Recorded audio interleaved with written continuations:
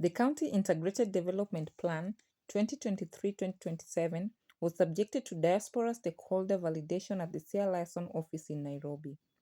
The third generation CIDP is formulated with inputs from the Nyalore Manifesto, Medium-Term Expenditure Framework 4, and the Ouko Task Force reports. So what are some of the highlights and the flagships that we look forward to achieving? One is the eco-city that we envision, and we have put it in the manifesto. This can be compared to Sentul City, which was developed as a green city, and so we want to benchmark against that.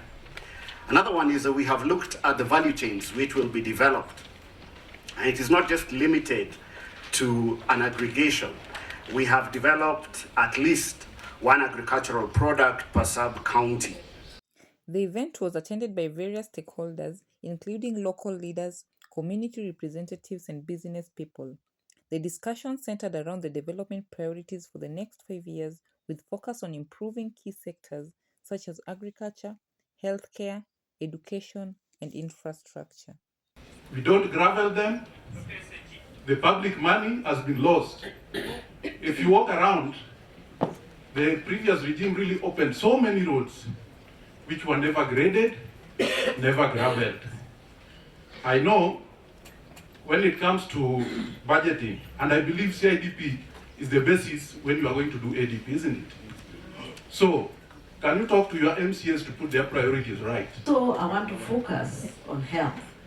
I think that area of CIDP has not been done well because it is broad, and I do hope that if the sectoral plans are there, and if we are going to look at more about it, it should be data-driven, which had already just done a preliminary review of the preliminary report of KDHI's 2022. Governor Orengo emphasized on the importance of community involvement in the development process, stating that the government cannot achieve its objectives without the support of the people. But the issue that I really wanted to address now that we're meeting with the diaspora, a lot of times when we're having this conversation, people are looking at our share of the equitable share of revenue collected, nationally. That's where the discussion is most of the time. And if you look at the money we get from the exchequer for development, is about 2.6, 2.7 billion yearly. And that is shared also with the county assembly because, county assembly also undertakes development work in various forms and shapes. And they've done quite a bit in that regard. So if you look at the resource envelope for CIA in every single year, it's just about 1.5 billion. In real terms, just about 1.5 billion.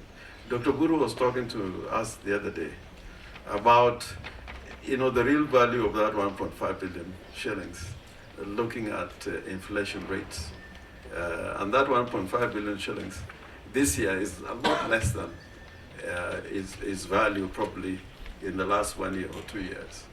So if we continue to depend on revenue, tax revenue, collected nationally, and we hope that we can transform CI, I think we will never succeed. The validation of the draft CIDP marks a significant milestone for Sia County as it demonstrates the county government's commitment to improving the socioeconomic status of its people. The final draft is expected to be released in the coming weeks.